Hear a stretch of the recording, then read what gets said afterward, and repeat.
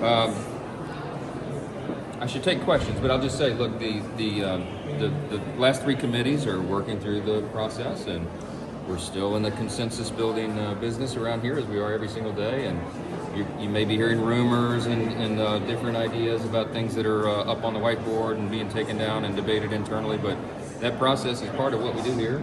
And I'm very encouraged by our position in this and the progress that's being made, and I think the final product is going to be very favorable to everybody. Is Ways and Means marking up on Tuesday? That well, I don't know if the exact date has been scheduled yet, but it is planned for early next week.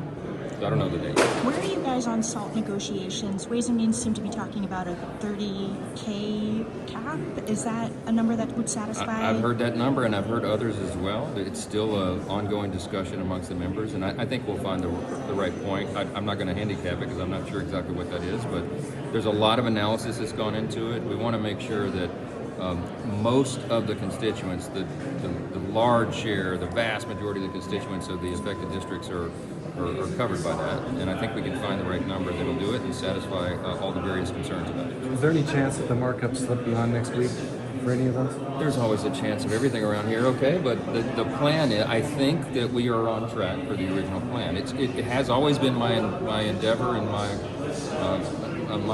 hope that we could get this marked up and get out of the House vote before Memorial Day. Are Medicaid per capita caps and changing the federal match back on the table? The FMAP is certainly off the table, and there's still ongoing discussion about per capita caps, but it's a sensitive thing. Look, our true and honest intention is to ensure that every Medicaid beneficiary who is in that traditional community of folks. You're talking about young pregnant mothers and young single mothers and the elderly and disabled. Those folks are covered and no one loses their coverage. Work requirements will be a part of the reform, but that is a broadly popular thing across the country. When it's explained to people, you have able-bodied workers without dependents who are able to go and work, and they're on Medicaid, siphoning the resources away from the people that need it the most. The vast majority of Americans agree with us that it needs to happen. We eliminate fraud, waste, and abuse, and we do some other reforms.